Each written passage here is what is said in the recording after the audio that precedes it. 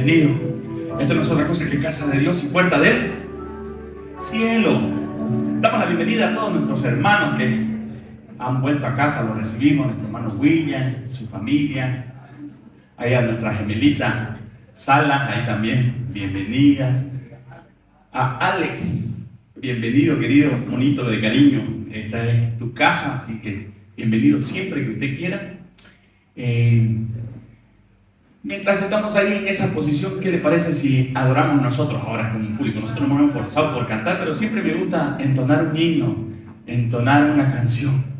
Y me encanta esa canción que dice: mi corazón entona la canción. Siempre me pongo a rico en esos aprietos. Así que ahí al canal 8, si al monitor rojo le pueden bajar un poquito más para que no estorbe, al primer rojo, canal 8 de la consola, no de la dignidad ahí. Vamos, Rico. Nosotros te seguimos y el pueblo alaba. ¿Ok? Nosotros arrancamos con Rico y con ustedes nos encontramos ahí en el camino. Pero adore con nosotros. Señor mi Dios, al contemplar los cielos, el firmamento y las estrellas vi, al oír tu voz en los potentes truenos y ver brillar al sol en su cenit. Ahí cantamos todos nosotros, mi corazón. Mi corazón entona la canción. Qué bonito. Cuán grande es Él, cuán grande es Él. De nuevo. Mi corazón entona la canción. Cuán grande es Él, cuán grande es Él. Vamos, Rico. Al recorrer los montes y los valles y ver las bellas flores al pasar, al escuchar el canto de las aves y el murmurar del claro Ahora sí, todos nosotros. manantial, Decimos. mi corazón entona la canción. Cuán grande es Él, cuán grande es Él. Mi corazón entona la canción. Cuán grande es Él, cuán grande es Él. Cuando recuerdo del amor divino que desde el cielo al Salvador envió, aquel Jesús que por salvarme vino Y en una cruz. y en una cruz sufrió y por mí murió. Mi corazón.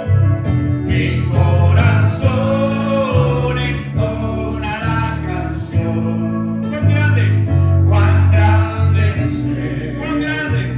cuán grande es Él. Mi corazón entona la canción. Cuán grande es Él, cuán grande es Él. Gracias, Señor. Le damos un fuerte aplauso a nuestro Dios. Amén. Tome su asiento, por favor. Acompáñenme ahora. Vamos a iniciar con el tiempo de la palabra. Es bueno poder compartir con ustedes este tiempo de gozo. Es una canción que sintetiza todo el protocolo y el proceso de salvación que tenemos. Así que cada vez que usted tenga dudas y diga: es que yo no sé si soy salvo, yo no sé si perdí mi salvación, si por hacer esto malo Dios me rechazó y ahora estoy fuera de su gracia, usted cante esta canción y recuerde de ese amor divino, que el Salvador vino desde el cielo y se hizo hombre y tomó forma de hombre y murió en una cruz del Calvario para limpiarnos y perdonarnos de todos, diga todos, no algunos, no los que cometí hasta aquí, sino todos los pecados. Los evangelios son claros y dice: el que cree en el Señor Jesucristo será salvo. El que cree en el Señor Jesucristo y es bautizado es salvo. Mas el que no creyere, dice la palabra, ya ha sido. La tarea de nosotros es creer. Y la capacidad de creer no viene de nosotros, sino que el producto de su amor ha puesto en nosotros de su Espíritu, para que nosotros voluntariamente, producto de esa revelación del Espíritu que hay en nosotros, podamos entonces nosotros creer. Por eso cuando Hebreos habla y enseña acerca de la galería de la fe, y hemos predicado mucho de los hombres de fe de Hebreos 11, ¿verdad? Donde está Adán, donde está Abraham, donde está... ¿Quién más está por ahí? Donde está Enoc. Hay varios hombres, pero el capítulo 11 cierra y dice, todos estos hombres que si bien tuvieron fe, que tuvieron certeza de esperar lo que venía y la convicción de tenerlo, a pesar de que no lo podían ver con sus ojos naturales, no alcanzaron la perfección, no pudieron ser perfectos. Pero Hebreos capítulo 12, versículo 2, estoy gobernando el capítulo ahí, dice, puesto los ojos, ¿en quién? En Jesús, el Cristo. No es que él se llamaba Jesucristo, Jesús, el Cristo, el Mesías, el que iba a venir, el Rey de Reyes, el Señor de Señores, el Rey de la creación, por medio de quien fueron hechas todas las cosas y para quien fueron hechas todas las cosas. Ese es Jesús, el que muchos conocían como Jesús de Nazaret, como hombre, como varón judío, que caminaba con los pies llenos de polvo, pero que cuando murió y resucitó, trajo vida eterna. Y ahora ese Jesús es Cristo, el autor y el consumador de la fe que ahora opera en nosotros. No una fe que produce usted, sino que Él se mete dentro de usted como espíritu vivificante, y producto de la vida que hay en Él, hay vida en nosotros. Y al haber vida en nosotros podemos entonces creer y ser perfectos, no por nuestras obras que desarrollamos por el alma suché, por el conocimiento de nuestra mente, sino por la revelación del Espíritu Santo que obra en nosotros y desarrolla un conocimiento, diga conocimiento. Se inaugura una nueva conciencia. Hebreo habla de una nueva conciencia, y esa nueva conciencia lo que nos hace es poder mirar al cielo y reconocer que hay un Dios al cual no se le escapó absolutamente nada. Si usted cree que el hombre pecó allá, Adán con su mujer, comieron del fruto prohibido, eso fue algo que nos sorprendió a Dios, déjeme decirle que no. No es que Dios dijo, ay, Adán comió y ahora tengo que mandar a mi hijo a ver quién puede ir a salvarlo. Oh, y ahora quién podrá ayudarlo. No. Dios ya lo tenía establecido todo desde antes de la fundación del mundo. Cristo fue el Cordero inmolado desde antes de la fundación del mundo. Lo que a nosotros sucedió hace más de 2020 años atrás, y recordábamos el domingo pasado la resurrección de Cristo, es la manifestación visible de algo que ya había sucedido en la eternidad. Entonces usted sigue creyendo que Dios anda corriendo, solucionando problemas. Déjeme decirle que no, que nada se escapa de la voluntad soberana de Dios. Pero pastor, está la voluntad permisiva. Sí, es un término, pero si usted lo quiere analizar de nuevo, ¿verdad? No hay voluntad permisiva, porque todo lo que sucede ya ha sido establecido por Dios. Todo, diga todo. Pastor, entonces lo que yo estoy viviendo ya fue determinado y establecido por Dios. Entonces nuestra conciencia ahora, que tiene conocimiento de que hay un autor y un consumador de nuestra vida y de nuestra fe, nos hace vivir con certeza y con seguridad de que esto también que estoy pasando ahora va a pasar.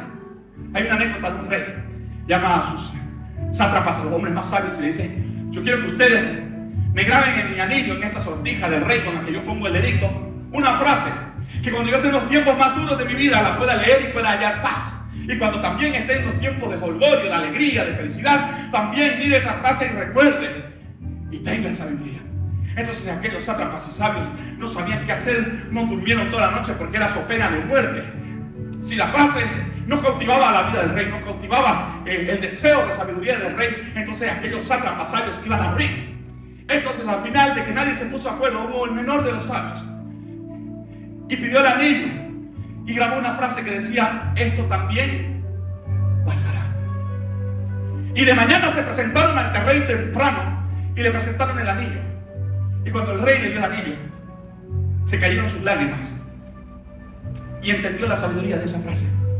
Cuando usted esté en los momentos más oscuros o ciegos de su vida, donde usted crea que su barca está negando, donde las aguas de la vida están queriendo hundirlo y están ahogándolo, usted recuerde que si usted está en Cristo, todas las cosas ayudan a bien, y esa prueba, esa tribulación va a pasar. Pero pastor, ya yo llevo años y años. Es la voluntad soberana de Dios. Hay una vida eterna, que es esta vida presente, dice Pablo, que es esta vida pequeña, 70, 80 años para los más fuertes, comparado con el eterno peso de gloria de vivir una eternidad con Cristo. Hermano, cada uno tiene su lucha, cada uno tiene su ministerio. No se miren el otro para compararse, porque en todos habita Cristo, pero hay una medida de Cristo que debe ser visible y desarrollada por medio de las pruebas que pase usted. Pero para poder salir victorioso de la prueba, usted tiene que reconocer a Cristo como su Señor, como su Salvador, como el autor y consumador de la fe. Pablo decía, nosotros todo lo podemos en Cristo, que nos fortalece. Y cuando habla de todo lo puede en Cristo que me fortalece, no habla de conquista, habla de que él está preso en una cárcel donde está siendo sometido, donde está siendo golpeado, donde no puede tener paz mental. Pero él dice, a pesar de esta prueba, todo lo puedo en Cristo que me fortalece. Hay que cambiar el concepto de los versos bíblicos que hemos traído en nuestra vida para conquistar y querer conquistar el mundo, pero siempre salir derrotados. Nos falta conocimiento. ¿Y por qué nos falta conocimiento? Porque no estamos aprendiendo y creciendo. Hay una medida de crecimiento. Y para eso, para poder avanzar claramente, tenemos que aprender a definir lo que es el mundo. Diga mundo. Es una frase en el coloquio cristiano, evangélico, que usamos muy seguido, ¿verdad? Y el hermanito, ¿por qué no vino? ¿Por qué no viene a la iglesia? Ah, es que el hermanito se fue al... Ayúdeme, por favor. Ayúdeme. No tenga vergüenza, no tenga pena. Otra vez. El hermanito que venía a la iglesia dejó de venir a la iglesia. Entonces todos asumimos que el hermanito que ya no viene a la iglesia se fue al mundo, ¿verdad? Y entonces encasillamos como que el mundo es algo malo, feo, habita el pecado.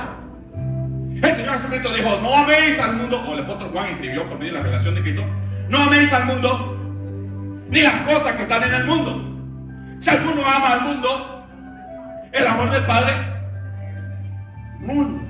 Pero ahora, pastor, en Juan 3:16 hay un versículo muy conocido que dice, porque de tal manera amó Dios al mundo.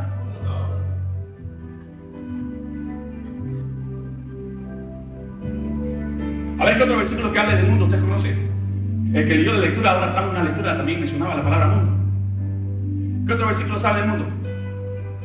El mundo hace su deseo, pero el que hace la voluntad de Dios permanece para siempre. ¿Qué más? En el mundo tendréis.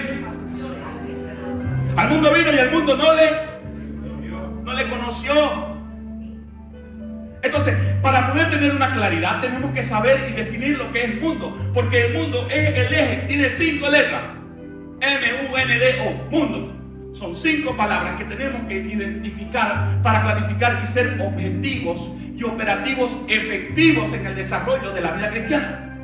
No se trata solamente de echarle al mundo la culpa de lo que está pasando, porque el mundo también sintetiza toda la creación que Dios estableció, donde Él estableció el desarrollo de la creación como tal, para que Jesucristo anduviese en el mundo creado por Él, para que nosotros seamos depositados en el mundo. ¿Qué le dijo Jesús al Padre? Padre, no te pido que nos quites, no te pido que nos quites del mundo, sino que los guardes, del. Entonces hay que definir, porque el mundo es algo que también representa un sistema que va contra Dios, pero también se representa la creación de Dios, que Dios amó de tal manera que se entregó, y también representa ustedes, nosotros. Dice que estaban los fariseos, Jesucristo entrando en su pollino, entrando en la ciudad, ¿verdad? En Jerusalén, y la gente decía, Hosana al Altísimo, y los fariseos estaban ahí, se miraban y decían, no pueden hacer nada, no ven que el mundo va tras él. Una población escogida que tenía oídos y que quería oír la palabra. También mundo es otra cosa que necesitamos entender. El mundo también es la creación. Dice que estaban los apóstoles predicando en una ciudad que se llamaba Antioquía, unos que no eran apóstoles de los 12, pero que había un movimiento cristiano, y los trajeron y los presentaron ante las autoridades. Dijeron, he aquí estos que trastornan el mundo. También han venido hasta acá, han llegado hasta acá. Entonces, mundo tiene un significado particular que debemos usar con profesionalismo, diga profesionalismo, con excelencia, con conocimiento. Si me ayudan pasando la siguiente diapositiva, por favor, porque allá atrás los quiero atentos conmigo. Si no, se mueven y se separan ahí, porque estamos en una plica, ahorita los quiero chipeando. ¿Qué es el mundo? Entonces, el mundo es cosmos. ¿Qué es cosmos? Así está traducido al griego. Significa orden, arreglo. Necesitamos entender entonces que la claridad del conocimiento que tengamos acerca del mundo en el ejercicio de nuestra profesión, diga profesión.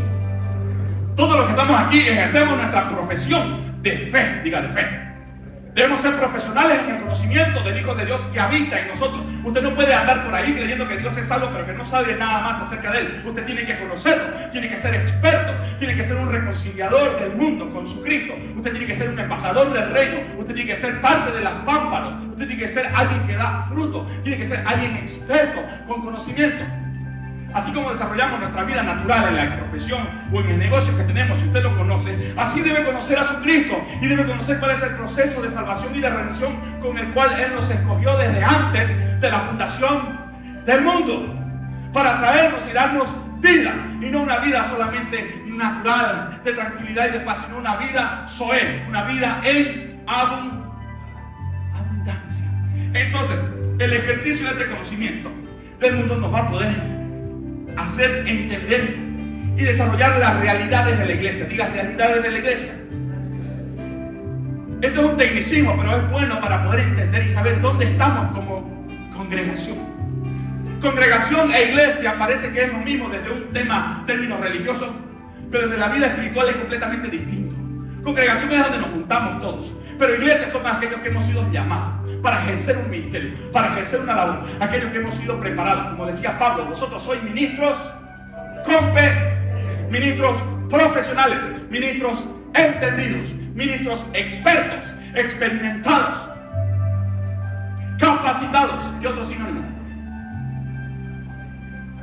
¿En qué cosas somos expertos, capacitados, inteligentes, entendidos, profesionales? En el nuevo pacto. Nosotros sois ministros competentes de un nuevo pacto, de un nuevo, mejor, completo, que no tiene nada que ver con el pacto anterior. Pero pastor, yo tengo que cumplir las leyes, yo tengo que cumplir los mandamientos, eso antes en el antiguo pacto era una obligación moral que el hombre tenía que desarrollar basado en su propio conocimiento de Dios, transmitido por un hombre externo a ellos.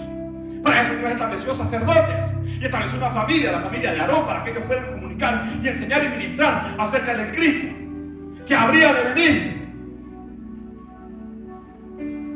Pero ahora en este nuevo, que es el mejor pacto para nosotros, ahora nosotros que habita desde la eternidad, que estaba desde antes del antiguo pacto y que trasciende ese antiguo pacto y que es eterno, este nuevo pacto es eterno, porque fuimos escogidos antes de la fundación del mundo. El Cordero fue inmolado antes de la fundación del mundo y fuimos declarados hijos suyos desde antes de la fundación del mundo. Entonces este nuevo pacto trasciende todo eso y ya no tengo que cumplir esos mandamientos desde la fuerza porque el pastor me dice que tengo que cumplirlo, sino que se produce de manera natural el desarrollo de vida en mí, porque Cristo me habita. Cristo es mi vida, Cristo es la fuente de mi esperanza de gloria, dice que es Cristo para nosotros. Entonces hay un desarrollo natural.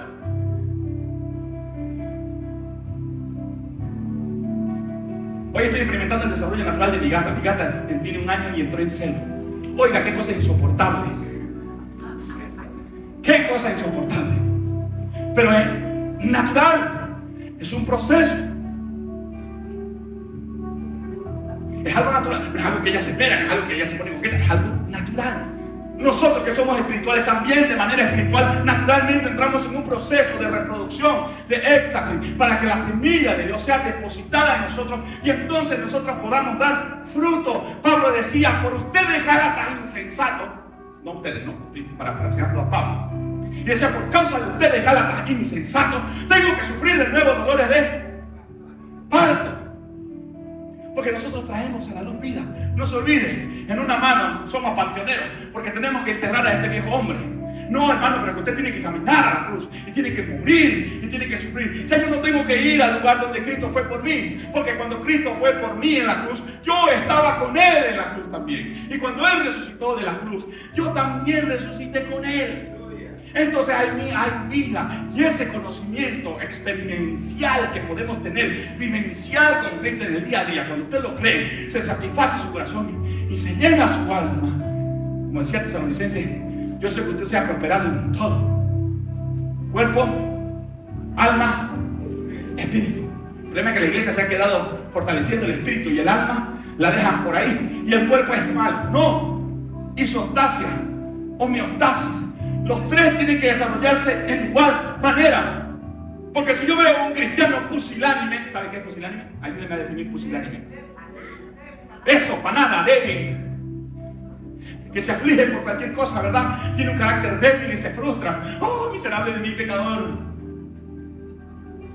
Y cuando viene un pastor y le dice: ¿y si Cristo viene esta noche, usted a dónde va a pasar su eternidad? Y dice: ¡ah! ¡Ora por mi pastor porque me está llevando el chamuco! No. Hay vida eterna en nosotros. Y si Él nos ha dado vida, dice: lo que tengo en mi mano nadie me las arrebata.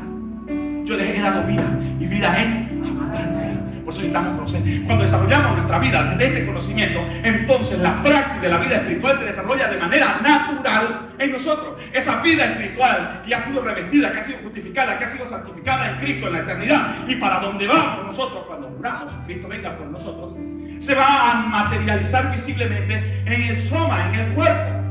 De tal manera que en el cuerpo voy a tener sanidad de huesos para poder ejercitar la palabra así. Pero usted que anda con los triglicéridos altos, comiendo chicharrón, que no puede, que está aquí, que igual que yo, con dolores de cabeza cuando come algo, es porque no estamos ejercitando una correcta mayordomía. Entonces no estamos dando a conocer correctamente a Dios, porque Dios se desarrolla de manera,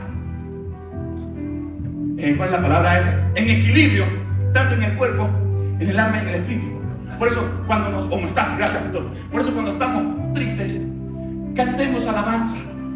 Porque esas alabanzas nos hacen recordar. Entonces trabajan en dónde? Donde está mal el sujeto, donde está mal el Hijo de Dios, en el alma. Entonces cuando usted canta alabanza, su alma entonces empieza a gloriarse. David le decía: oh alma mía, alaba al Señor y no olvides ninguno de sus beneficios. ¿Está alguno entre vosotros tristes? Dice la palabra: cante alabanza. ¿Está alguno entre vosotros enfermo? Llame a los ancianos. Venga y oren. Y la oración del luto. Entonces necesitamos recordar. Si usted cree que está flaqueando en el espíritu y que usted siente que ahora está sucio y que el Señor no lo va a querer, entonces usted ore, lea la palabra para que recuerde de dónde lo sacó el Señor y dónde lo puso, de dónde lo trajo. Nos trasladó de un reino de las tinieblas, de la muerte, dice Efesios, y nos trasladó al reino de su amado Hijo y nos compró a precio de sangre y ahora somos suyos, le pertenecemos. Ya no nos pertenecemos nosotros, sino que somos propiedad de Él. Y Pablo decía: aún más me hago yo voluntariamente, ¿qué cosa? Esclavo. Y ay de mí si no predico este evangelio, ay de mí si no lo vivo en el alma, en el espíritu, en el cuerpo. Por eso Pablo decía: yo ejercito mi cuerpo. Necesitamos ejercitarlo, pero no puedo darle más prioridad al cuerpo que al alma, porque entonces corremos el riesgo de entrar en Narciso, ¿verdad? ¿Saben quién era Narciso? Era un hombre tan guapo como el hermano Canelo, que dice que fue y se estaba lavando el rostro, algo así es la historia, y se miró en las aguas tranquilas del río Piraí y se descubrió hermoso y perfecto y se enamoró de él. No, mentira, que no era tan perfecto, precioso. Ese era Narciso. Si usted se dedica solo a darle al cuerpo, corre el riesgo de ser narcisista. Si usted le da al alma, entonces usted corre el riesgo. Hay una canción de Los Mensajeros que resume muy bien, como esa que el diablo te lleva a la plaza y en la esquina te patea. Porque usted cree que tiene autoridad en el alma, ¿verdad? Y va caminando. Y usted cree que porque lo tiene en el alma la alegría, porque el pastor lo ungió y dijo: usted es profeta, irás a las naciones a predicar, tú eres apóstol, tú eres sacerdote, tú eres una nación santa. Y usted sale de la iglesia sin conocimiento espiritual, sin solidez, sin profesionalismo, sin entendimiento. Usted va por allá por la calle y empieza a poner manos y empieza a liberar al endemoniado, pero no tiene la autoridad espiritual, no tiene el conocimiento completo. ¿Qué pasa? Queda avergonzado. Eso es lo que le ha pasado a la iglesia. Se ha desarrollado mucho en el alma. Hay cultos de alabanza, cultos de doctrina, escenarios, luces por aquí, humos, canciones. Y no estoy criticando a ninguna congregación, pero estoy criticando lo que yo participé como persona y conocía. Y creía que yo era fuerte, que soy un Jesucristo basado en sentimientos solamente. Es que yo siento, pastor, que ahora ya debemos dejar de cantar con el hermano rico, porque el hermano rico canta unas canciones y unas cumbias muy feas. No se trata de eso. Es que yo siento, pastor, que ahora tenemos que reunirnos los jueves solamente, ya no los martes. Pastor, yo creo que ya no debemos reunirnos en físico, debemos reunirnos por Zoom. No se trata de sentimiento. Pablo decía: hermano, los presiono los exhorto a que ninguno deje de congregarse, como muchos tienen por... El congregarnos nos hace participar de la eclesía, de la asamblea, de la iglesia de Dios, de los llamados, para participar y para crecer hasta que todos, ese mandamiento, lleguemos al conocimiento. Todos, no unos cuantos, sino todos. Por eso necesitamos aprender y desarrollar y participar y conocer acerca de lo que es el mundo. Hay realidades en la iglesia. La anterior. 4 realidades, acompáñenme. Realidad orgánica, diga orgánica. Esa es la realidad que toda la iglesia conoce.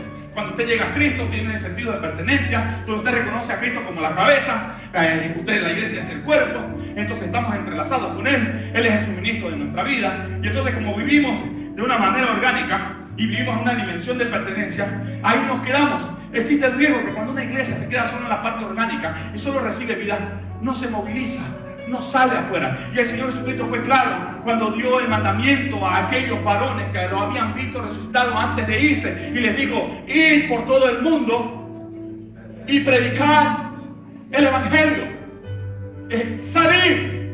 ¿Y en qué momento quedó todo metido entre 4 paredes con 2 pantallas e instrumentos? Porque hay una medida de edificación. Pero la iglesia no es un lugar físico donde nos congregamos. Esta es la congregación donde nos congregamos los santos, donde venimos con pruebas, con aflicciones, con tribulaciones, con dolor, con problemas psicológicos, desestabilizados emocionalmente. Dañamos al hermano con nuestra cara muchas veces. Pero es aquí donde tenemos que sobrevivir los unos a los otros, para ser la verdadera iglesia y salir afuera con un verdadero testimonio experimentado en Cristo, sabiendo en quién hemos creído, con conocimiento de causa. Entonces transicionamos de una iglesia orgánica, diga orgánica, que es en la que estamos todos ahora, y sabemos que hemos sido escogidos por parte de Dios y que hemos sido una nación, y pasamos a una iglesia estratégica, diga estratégica. Aquí ya hay conocimiento, hay una determinación vertical donde uno tiene revelación de parte de Dios, y entonces se empieza a identificar las estratagemas del enemigo. Pablo decía: tengan cuidado con las estratagemas que prepara el enemigo, porque se levantan con artimañas para retener el evangelio, para retener la revelación y el conocimiento de nuestro Señor. Entonces una iglesia estratégica es aquella que ya entiende que Cristo no es solo la cabeza, sino que es el Señor, el Kyrios, el Curios, Señor. ¿Por qué Pablo usaba el Curios, el Kyrios, el Cristo? Tiene una connotación y necesitamos entenderlo, porque la Biblia, y Pablo fue y les predicó a los romanos. Era una nación que tenía gobernada a su nación. Entonces el Kyrios, que era el todopoderoso para los romanos, era el César. ¿Sabe quién era el César? Era el Señor, era el Kyrios. Era al que todas las naciones que habían sido gobernadas por Roma, y Roma incluido, con todos sus soldados y su poder armamentístico y su poder militar, tenían que rendir pleitesía y sometimiento completo. Y cualquiera que negaba a César como Señor, entonces era digno de muerte. Entonces todos tenían que adoptar su moneda, todos tenían que adoptar su cultura, todos tenían que adoptar sus conocimientos, y tenían que adoptar también su comunicación. Entonces, como Pablo le estaba predicando a ese pueblo, a esa revelación nueva que había salido, porque Israel no tenía problema en conocer al Mesías. Es más, hasta ahora todavía han desconocido al Cristo que vino hace 2020 años y siguen esperando al Mesías. Pero para ellos es un desconocimiento voluntario, porque ellos voluntariamente decidieron rechazar al Hijo de Dios. Y por causa de ese rechazo, predicó el pastor, es que se abrieron las puertas para nosotros los gentiles, para que conozcamos este evangelio, y ahora nos despojemos de ser gentiles y ahora todos seamos hijos. Por eso Gálatas es claro cuando Pablo les habla, le dice: ya no hay entre nosotros varones judíos ni griegos, ni varones ni hembras, ni esclavos ni libres, ni bárbaro ni escita. Por eso necesitamos profesionalizar, avanzar en la oración. Y perdónenme, hermanos, usted sigue orando diciendo: Señor, gracias porque nosotros somos judíos ahora injertados. Ya no, usted es hijo de Dios. Gentiles eran los que no conocíamos. Éramos nosotros en nuestra vieja manera pasada de vivir. Pero ahora todos somos hijos de Dios. Pertenecemos a la misma nación que Él compró a precio de sangre, donde el judío y el gentil ahora en Cristo son hijos de Dios y valen lo mismo.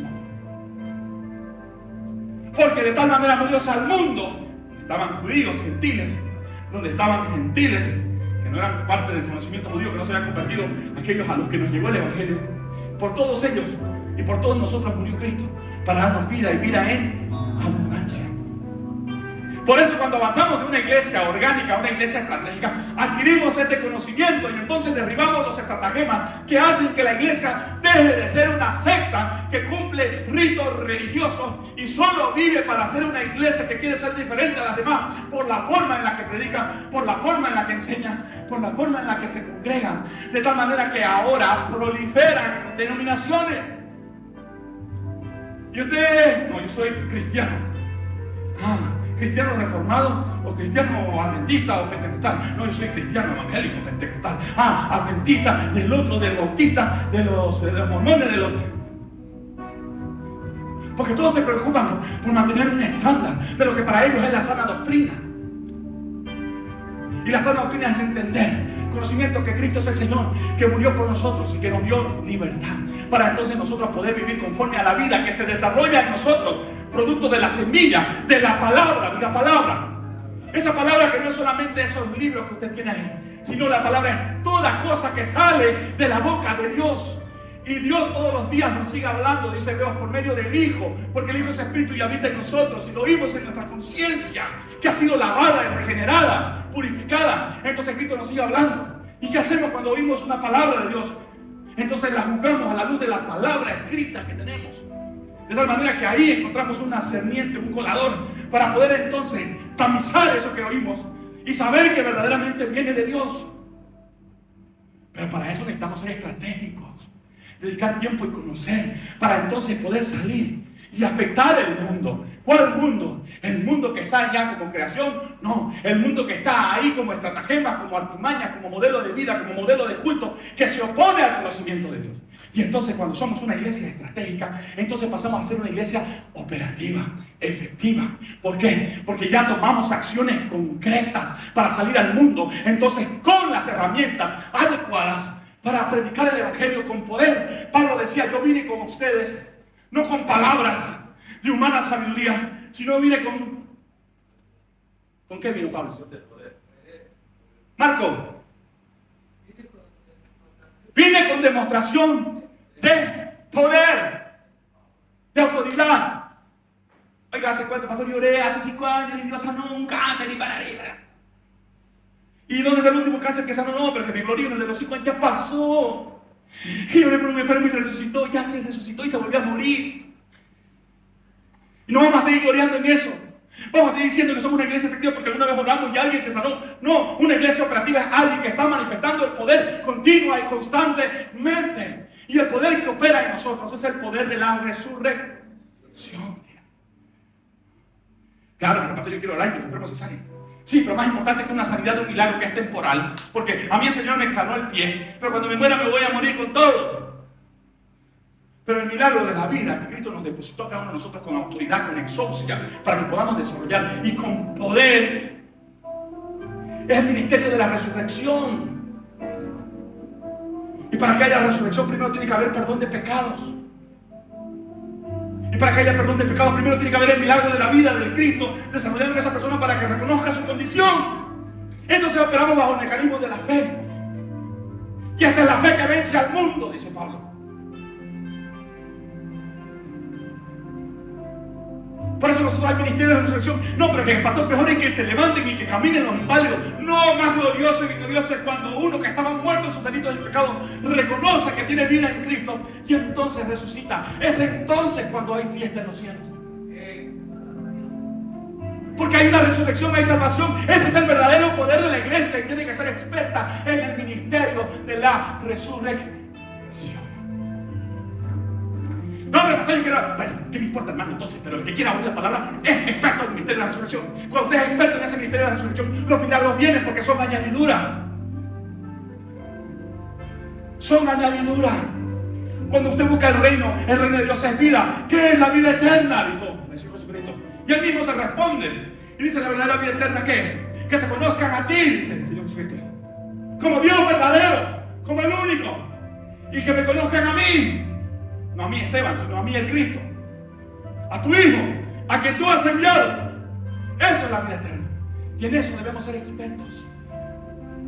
Para predicar, no solo con nuestra boca, sino con el desarrollo completo, psiconeurosomático, corporal, mental, espiritual, desarrollados en equilibrio, en homeostasis, de tal manera que cuando vea a usted, lo vea sólidamente fuerte físicamente, psicológicamente estable y experimentado espiritualmente con las cosas de Dios. Entonces solo así voy a poder ver en usted al verdadero Cristo resucitado, no del que todos hablan, no del que oíamos por oídas porque alguien abrió la Biblia y leyó Isaías capítulo 53 para reconocer el milagro que hizo en nosotros. No, ahora te conozco porque te he visto, porque te he oído. Cuando la mujer samaritana que escuchó el mensaje corrió y trajo a sus familiares, le dijo: allá está el Cristo, el que me dijo todo lo que yo había vivido. Entonces ellos vinieron y oyeron el mensaje. Y cuando oyeron a Jesús y terminó de predicar, ellos se arrepintieron y reconocieron a Dios. Entonces se acercaron a él y le dijeron: de oídas te conocíamos por lo que esta nos contó, pero ahora te creemos porque hemos visto y oído. Experiencia. Entonces cuando somos una iglesia operativa, participamos dando en el clavo. ¿Dónde? En su desarrollo empresarial, en su trabajo, en la universidad, en el colegio, en su casa, con sus hijos, con su esposo, con su suegra, aunque no lo crean.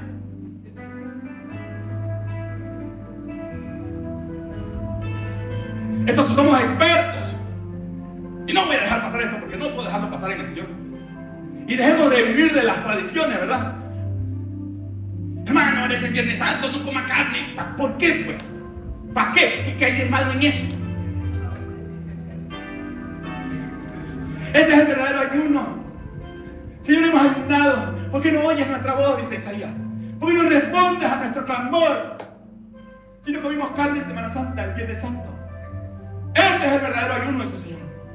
Que compartan el pan con el hambriento, que se saquen el abrigo y se lo den al que tiene frío, que ayuden al necesitado. Ese es el verdadero ayuno. Esa es una iglesia que ahora se vuelve urbana de lo urbana, aunque suene feo el término. ¿Por qué? Porque sale y trastorna su mundo. ¿Cuál es su mundo? Ahora, permítame hacerlo participar. ¿Cuál es su mundo, Pastor Juan? ¿Cuál? Vamos más cerca, Catelo, ¿cuál es tu entorno?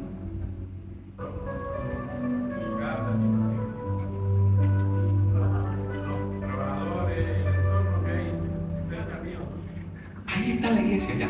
Ahí tiene que descender la iglesia. Tiene que salir de aquí. Tiene que pasar por el reconocimiento de que Cristo nos da vida. Tiene que pasar por el conocimiento de que Él es el Señor y nos da fortaleza. Tiene que pasar por la parte del conocimiento y de la formación, esperando de Él una palabra, para que entonces la iglesia, que es estratégica, yo pueda descender a mi negocio y compartir con todos los que están a mi alrededor la vida de Cristo que opera en mí. Y que ese testimonio de vida sea suficiente, porque es suficiente para que los que han sido escogidos puedan despertar, resucitar. Y entonces, aquellos que han sido resucitados y que hemos identificado por el peso del evangelio que hemos predicado y que se hace vida en nosotros, entonces encargarnos de discipularnos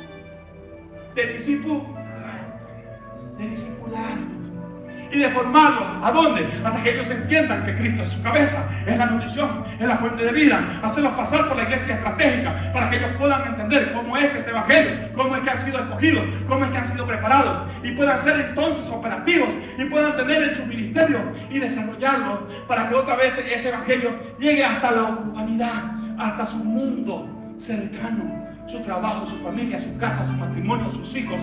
Donde sea que Dios lo puso a usted para que desarrolle algo, ahí. ¿Cuántos dicen amén? Amén. Póngase bien, que yo. Entonces eso es. Póngase pilas con conocimiento. Avancemos a la siguiente, por favor, Daniel. Juan Andrés. ¿Sabe cuál es el problema? Que la iglesia, cuando se queda como una iglesia solamente orgánica, del 100% que vienen a la congregación, solo el 6% se vuelven efectivos afuera del templo. Salen y se vuelven estratégicos y pueden trastornar de cierta manera su mundo urbano. El 94% se queda sentado como usted mirando la vaca pasar el tren, esperando que haya un culto hermoso, que haya un culto de milagro, que haya un culto del Día del Padre para que le regalen unas linternas hermosas, para que venga el Día de la Madre y no sé qué le vamos a regalar.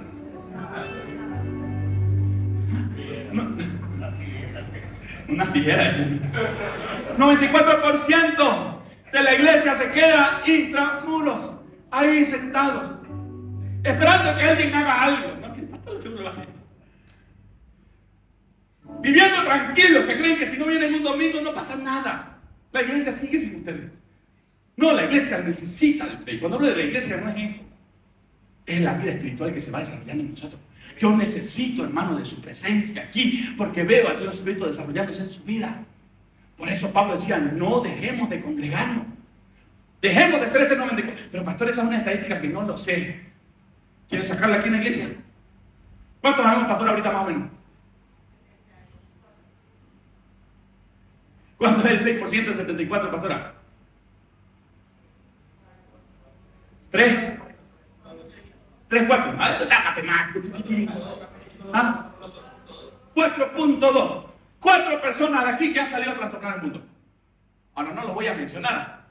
¿Seré yo maestro? Dígame. ¿Seré yo de los 4 que hemos trastornado el mundo?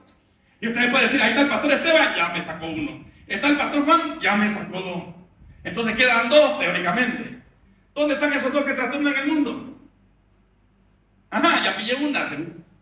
Queda 1, ¿dónde está? Entonces, salgamos de las estadísticas o rompamos las estadísticas. De tal manera que seamos el 100% de los congregados, aquellos que podamos salir y trastornar nuestro mundo. Es que, pastor, yo tengo mi enfermedad, tengo que ir al doctor, tengo que estar pagando, tengo que ahorrar, tengo a mi hermano enfermo, tengo cáncer, tengo sida, tengo lo que usted tenga. Necesita trastornar el mundo. Pastor, pero es que es muy difícil, ese mensaje es muy fácil de entender para usted, porque usted no está pasando una necesidad. No soy yo, es Dios. Y Dios, junto con el que da la prueba, también da la salida. Entonces, pastor, el que le dé la enfermedad a usted, si es la misericordia de Dios que esté ahí. Pero aquellos que estamos pasando pruebas, tribulación, aflicciones, o un embarazo, por si acaso, estamos esperando con la hermana Carol otro bebé, para que usted se alegre con nosotros. Ahí. Así que todo lo que estamos pasando, que va a ser una prueba, una tribulación. No, pastores, que yo diseñé mi casa con solo 4 cuartos, uno para la lavandería, 2 para mi hijo y 1 para mí, pero viene otro. Entonces Dios nos da también con la bendición, nos da todo. Entonces usted tiene que entender que tiene que salir de su confort, dejar de ser ese 94% que se sienta en la silla, viene y aplaude, se sabe 4 canciones y se enoja cuando no las ponen las canciones, que se enoja cuando el hermano al lado aprende el aire, que el otro cuando lo apaga. Empiece a tomar protagonismo en el desarrollo, de tal manera que trastorne su mundo. Vamos a la siguiente rápido, porque ya se nos está acabando el tiempo. Ahí, Juan Andrés, vamos rápido. Entonces, repasemos. 4 niveles de iglesia. La iglesia orgánica, todos donde nacemos. La iglesia estratégica, aquella que tiene conocimiento.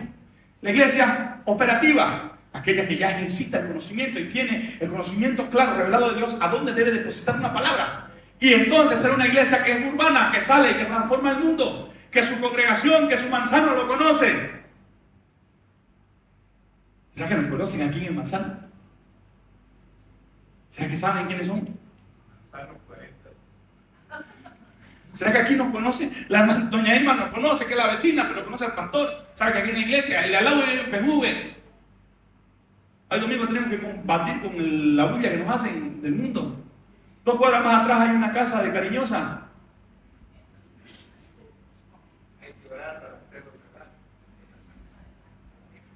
O mejor hay que orar para que el Señor la transforme. Claro. Como dijo Chichito, le dijo a su vecino, estás transformado, le dijo. Tenemos que ser transformados, pero para poder hacer eso necesitamos ponerle valor. Diga valor.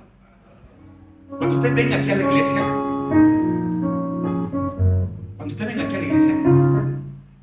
póngase consciente de lo que usted va a entregar y va a ponerle un peso, un valor a lo que usted va a oír. Cuando usted venga aquí a la iglesia, tiene que estar seguro de que lo que está viniendo a hacer es algo importante para usted. Que tenga peso, que tenga valor, que sea especial. Yo siempre salgo medio bravo con mi mujer porque le digo, yo tengo que llegar temprano a la iglesia porque para mí eso es responsabilidad. Y no es que mi esposa se duerma, sino que tiene que hacer un montón de cosas y me la tengo que traer jalada. Ahora venía con los cupcakes y las cosas para los niños medio en la falda, media molesta porque la saqué rápido. Porque tenemos que llegar, porque para mí esto tiene un alto valor. Para los griegos, el número más alto que ellos conocían era el número 1000 romanos. ¿Quién sabe los números romanos? La I vale, en los números romanos, 1. Cuando usted llegaba a crucigrama seguro preguntaba eso. La B chica, o la B ventilabial, ¿vale cuánto? La L, ¿cuánto vale? Ah, me salté una, la X. La L. ¿Y después qué viene? La C, ¿cuánto vale la C? 100. ¿Cuánto vale la D? ¿Y cuánto vale la M? ¿Hay algo más de ese número para los romanos? Es la M el valor. Ya te puede poner rayas encima, hermano, verla muy bien, para que sea lo que sea. O puedes juntar M más M es 3000. Pero M era el valor máximo conocido. Por eso cuando usted lea la Biblia y lea 1000, escuchen 1000 y 1000 años, 1000 días, porque es el número más amplio que ellos conocían, que se les había revelado en ese entonces. Para ellos era 1000 lo máximo. Si le ponemos un billete impreso como el valor máximo que tenemos, como si fueran 1000 unidades estratégicas de conocimiento de Dios, para usted cuando venga a la iglesia, usted tiene que haber pagado esas 1000 unidades estratégicas, el valor más caro que usted haya podido pagar para recibir entonces de Dios la revelación. Porque si usted viene a la iglesia solamente porque es gratis y porque el aire es limpio y puro y aire acondicionado, entonces estamos mal. Mal, dicen los de Chaplin, ¿verdad? Tuto. Venga a la iglesia con un conocimiento, con un precio alto que usted ha pagado. Venga temprano, siéntese, adore, oblíguese a alabar al Señor. Porque usted está pagando algo caro. Cuando usted paga por algo caro, usted cree el mejor servicio, ¿verdad? Cuando usted va a un restaurante y le ponen el porcentaje de la atención del servicio, usted le da rabia que hasta el cubierto se lo quiere llevar porque se lo están cobrando teóricamente en ese porcentaje del servicio. Usted tiene que pagar aquí la unidad más alta del valor. Cuando usted viene a la iglesia, tiene que venir con el oído atento, oradito, para que el pastor no le hable burreras aquí y el Espíritu entonces pueda filtrar y pueda sentir la revelación que se está predicando. A nosotros como siervos el Señor nos debe obligar a estudiar, a escudriñar, para no venir y agarrar una Biblia, solamente abrir un versículo bíblico y como tenemos conocimiento, hablar de lo que sabemos. No, tenemos que preparar un alimento. De tal manera que nos esmeramos en preparar este alimento para que sea sustancioso, para que sea proteico, espiritual, para que usted lo pueda comer y se pueda saciar y pueda sentirse lleno, para que usted pueda comer a Cristo, que es el pan de vida. Eso preparamos nosotros. No agarramos nuestra Biblia solamente de por lo menos yo y mi padre saben que no, porque nos preparamos, porque estudiamos, porque escudriñamos, porque queremos que la iglesia llegue a un nuevo nivel. Por eso también nosotros pagamos un valor de unidad estratégica, el más caro, para poder compartir con usted. Y es cierto, nuestra alma se aflige cuando las sillas están vacías. Pero como ahora las sillas están casi llenas, nos gozamos en el Señor porque Él permitió que usted pueda venir hoy a escuchar esta palabra. ¿Cuántos dicen amén? Vamos con la siguiente. ¿Sabe qué? Otras cosas las que hizo Juan es que 700 años Él lo resolvió en un capítulo, en Juan capítulo 1. ¿Sabe qué? Los griegos estaban peleados entre ellos porque habían transicionado, ya no querían vivir en la mitología griega, ¿verdad? Zeus, Afrodita, Artemisa eran los dioses con los que ellos habían aprendido a vivir. Los hebreos venían de una cultura de revelación de un Cristo, pero los griegos, a los cuales Juan les escribió la carta y a los que les entregó el libro de Juan, el Evangelio de Juan, para que lo puedan conocer, y la primera, segunda y tercera epístola de Juan, era para que la lean los griegos. Entonces Juan, ¿qué hace? Los griegos se venían peleando, ya no querían creer en una idoneidad, en ese Olimpo, que era el lugar de los dioses. Y entonces empezaron a parir ellos filósofos. Entre los conocidos lo tenemos a Aristóteles, ese que dijo, yo solo sé que nada sé. Y luego vino Pitágoras, Anaximandro, Anaxímenes, todos esos nombres por la misma ofrenda que usted depositó ahora. Y si quiere depositar más, bienvenido. Vino con el conocimiento de ellos y ellos empezaron a buscar. No creían que esto haya sido una explosión. Ellos buscaban el origen, buscaban lo que se denominaba en ese tiempo el arqué, el inicio, la sustancia. Entonces ellos querían conocer, eran ávidos de conocimiento. Ellos escudriñaban el conocimiento y lo escudriñaban y trataban de encontrar una verdad escondida en los escritos, en los rollos, en el modelo de vida, en el comportamiento de los astros, en todo lo que tenían ellos accesible. Trataban de encontrar una revelación para encontrar la sustancia de la vida. Y no habían encontrado la sustancia todavía.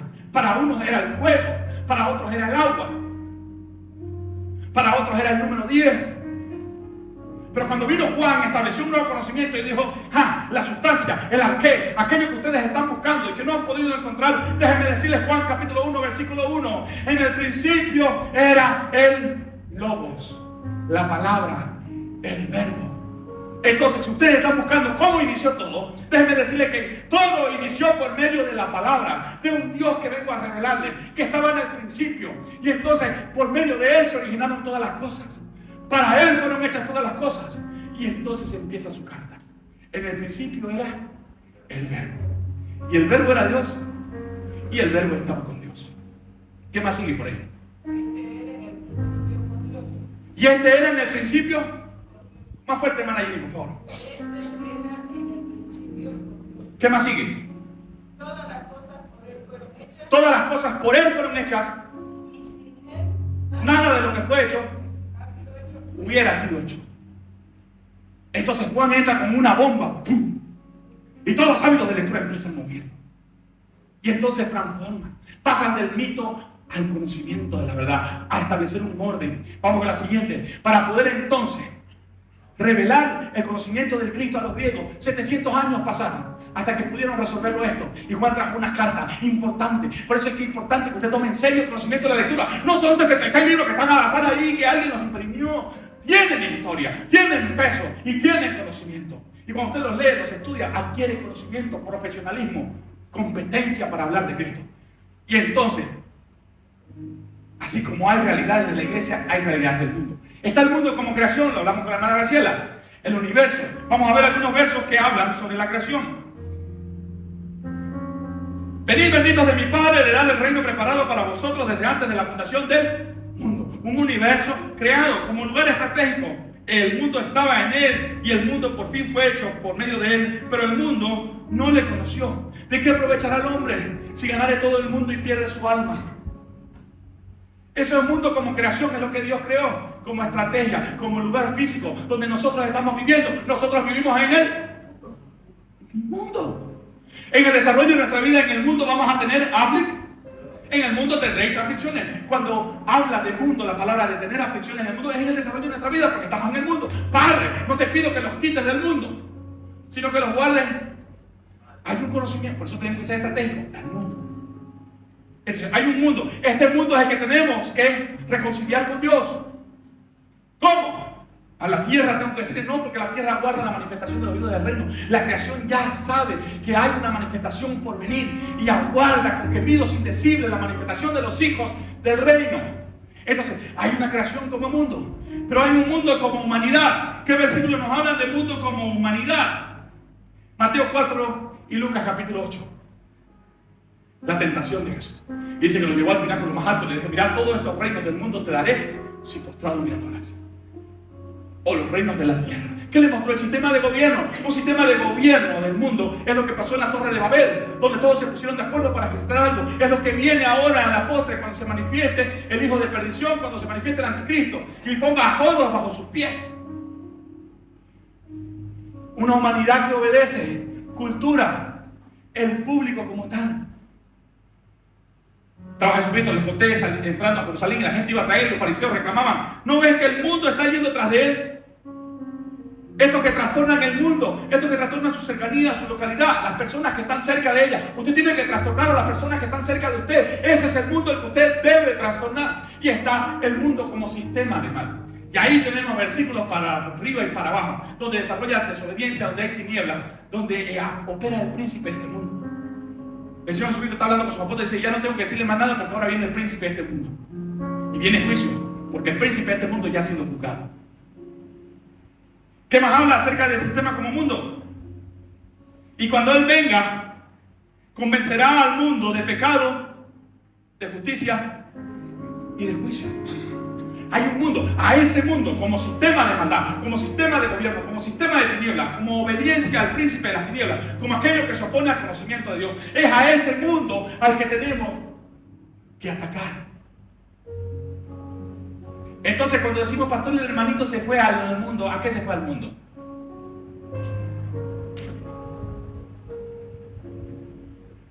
¿A qué? A mundanalizarse. Entonces, a ese mundo que está trayendo a nuestros hermanos y que los sigue seduciendo a su concupiscencia para que ellos puedan entonces ser seducidos, atraídos y por su propia decisión ir a mundanalizar, como dijo Canelo. Y mundanalizar, póngale todo lo que usted quiera: fornicar, adulterar, violar, asaltar, destruir, matar. Y todo lo que Pablo mencionó es porque voluntariamente hay un sistema del mundo que está operando y que está ofreciendo como un supermercado abierto para darle alimento a la carne, para que la carne siga entonces operando y sometiendo al espíritu para hacer su propia voluntad. Pero cuando hay un equilibrio, entonces el espíritu determina cuál es la voluntad de Dios, la traslada al alma para que el alma desee hacer la voluntad de Dios y el cuerpo entonces se someta a hacer la voluntad de Dios. Y entonces haya una manifestación completa de la gloria de Dios en nosotros. Por eso necesitamos transitar. La siguiente. 1 Corintios 2:12 dice: porque nosotros no hemos recibido el espíritu del mundo, sino el espíritu que proviene de Dios. Hay un espíritu que el mundo está desarrollando. Por eso dice: hay potestades, gobernadores, principados que están operando como un sistema de mundo que está atrayendo. ¿Sabe cuál es el problema? No es que el diablo personalmente se presenta para seducirlo a usted. No, hay un sistema del cual él se aprovecha. Y como él tiene conocimiento, entonces pone a los pies de cada uno de nosotros un sistema de mundo que atrae nuestra concupiscencia.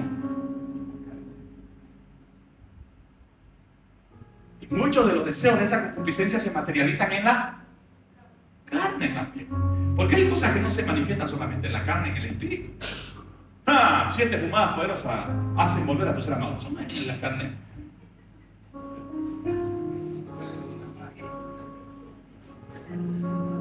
Ay, pero que te cambia, te sabe todo. ¿Me entiendes? ¿Me está siguiendo? Hay que tener conocimiento de todo para que entonces podamos transitar. Pasemos a esas 3 diapositivas rápido.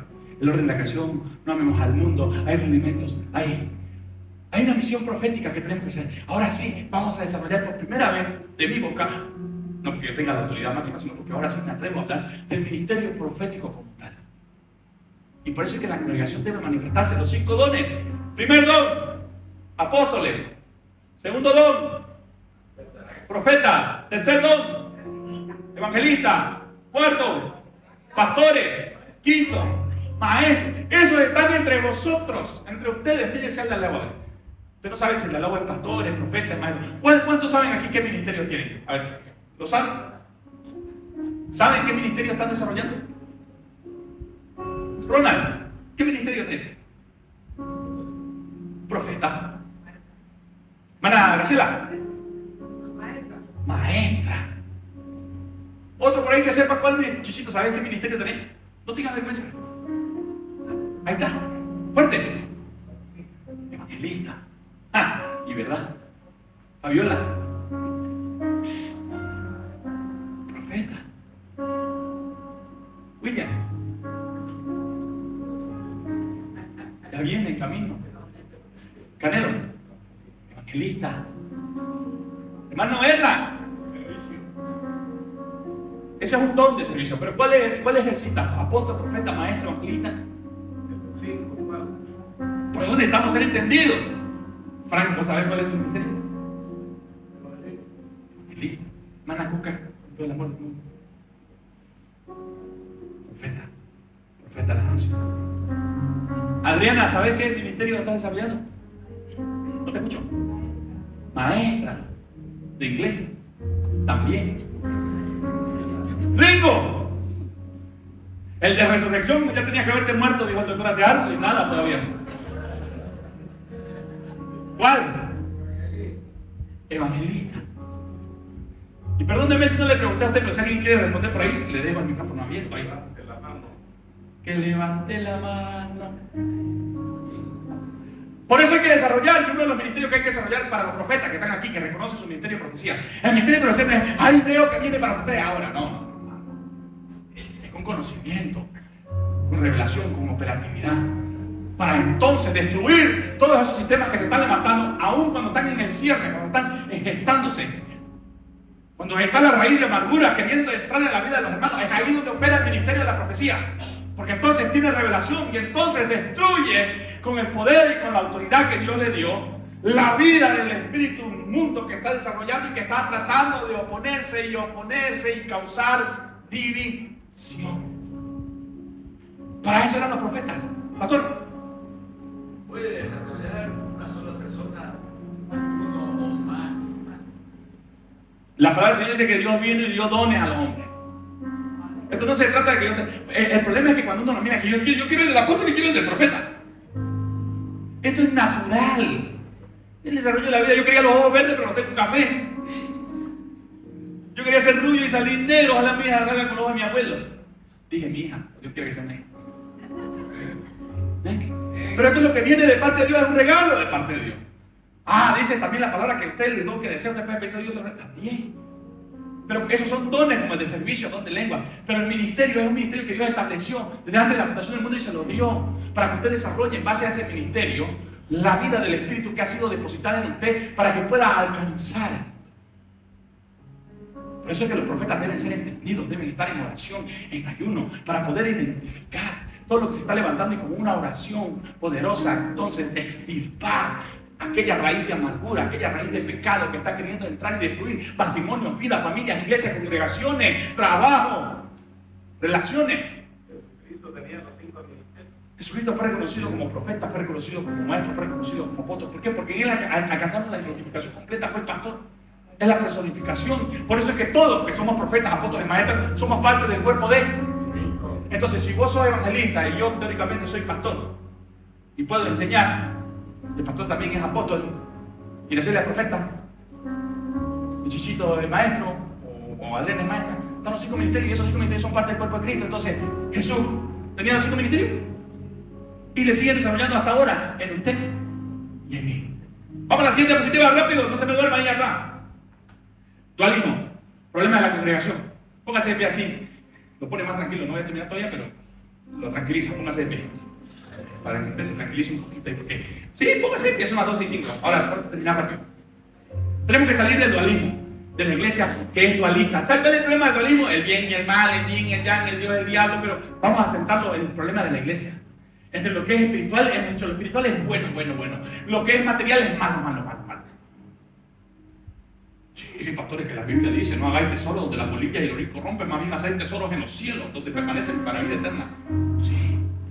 Pero el problema es que por causa de ese dualismo y de pensamiento y de falta de profesionalismo y de formación, la iglesia ha renunciado a lugares en el mundo donde vivimos, en el mundo, no el mundo como sistema, sino en el mundo como desarrollo pleno, donde desarrollamos nuestra vida, y hemos dejado lugares para que el enemigo los tome y los pervierta.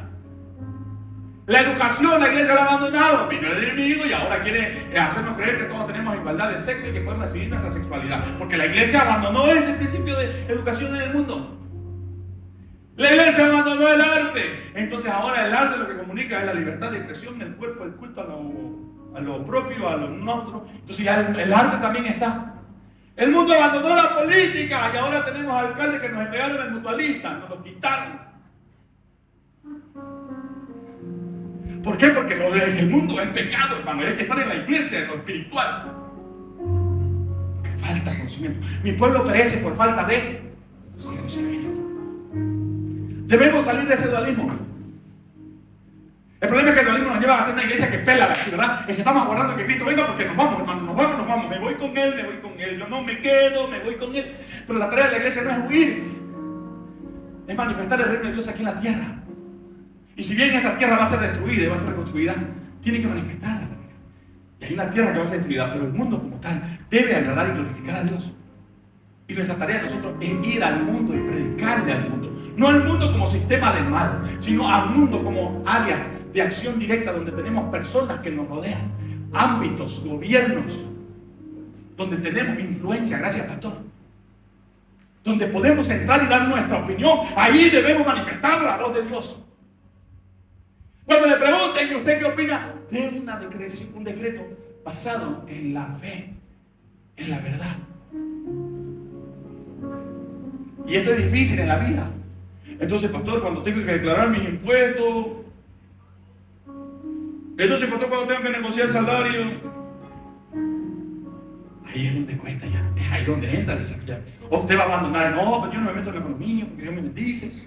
Y ahí está usted con el saltón y el revoltón adentro en la casa, comiéndose su bendición. Comiéndose su bendición. Porque no ha sido entendido. No, que el pastor dijo que ya no hay que dar el diezmo, porque el diezmo ahí está usted por ahí feliz con la plata de su bolsillo. No le alcanza. Y no lo estoy presionando. Estoy tratando de hacer que el Espíritu hable a su conciencia. Aquel que da con generosidad dice que va a cosechar también con generosidad, va a cegar. Se trata de eso. Vamos a la siguiente, rápido. Ya lo tengo parado a los hermanos, ya se quieren ir. Santificación integral, espíritu, alma y cuerpo, ya lo vimos. La siguiente. No nos confirmemos a este siglo. ¿Por qué Pablo quería ir a Roma, pastor? Porque Roma era una ciudad cosmopolita.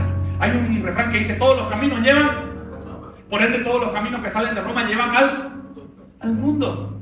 Por eso Pablo tenía que llegar ahí y depositar. Y por eso cuando llegó a Roma, en el capítulo 2, pasado solo un primer capítulo, él agarra y les dice: hijos, no os conforméis a este mundo, a este siglo, a los deseos de la carne, sino sed transformados por la renovación de vuestro entendimiento. Eso es lo que Dios quiere traerte ahora. Entendimiento, para que usted entienda. La siguiente. Somos la iglesia llamada para salir afuera de ¿dónde? Del mundo. ¿Para ir a dónde? Al mundo. No, pastor, yo me voy para el cielo. No, usted tiene que ir para el mundo a predicar. Póngase el apresto del evangelio, el cinturón de la fe, la coraza, la justicia, el apresto del evangelio, ya lo dijimos, la espada de la palabra, el yelmo de la salvación, y vaya, mi hermanito, al mundo. Allá donde tiene que ir. No, pero antes, ¿qué podíamos decir, hermano? Vaya al mundo, el pastor no está mandando al mundo. Ya sabemos que hay mundo, pero eso hay que tener entendimiento. Hay un mundo como creación donde desarrollamos nuestra vida. Hay un mundo como creación, como humanidad a la que tenemos que predicar el evangelio. Y hay un mundo como sistema que se opone a Dios, y es a ese el que tenemos que destruir. Para rescatar a este mundo, que son personas. Para que podamos vivir en el mundo, quieta y reposadamente, que es nuestro desarrollo de vida. ¿Lo está entendiendo? Y si no, está grabado. A ese mundo ama a Dios. A ese mundo que creó, ama a Dios. A ese mundo como persona las escogió delante de la fundación del mundo. Y a ese mundo que se opone a él ya lo destruyó en la cruz de Calvario. Somos victoriosos. Gloria a Dios. Vivamos como peregrinos en la tierra. Desprendidos pero como prometidos. Pablo habla en su primera carta a Pedro, capítulo 2, si no me equivoco. Vivamos como peregrinos en este mundo. Como vivió Abraham. Ciudadano de este mundo, andaba con camping, que el tipo vivía en camping, vivía en carpa, porque él sabía que su ciudadanía era celestial. Nosotros tenemos una ciudadanía celestial, pero hemos sido depositados aquí. Es como República Dominicana o Puerto Rico. Puerto Rico es en Estados Unidos, pero tiene su propia isla y ahí vive. Nosotros somos el reino de los cielos, pero vivimos en este mundo porque aquí Dios nos plantó y aquí Dios nos sembró y aquí nos va a volver a depositar. Pero nuestra ciudadanía es celestial y operamos con esa celestialidad.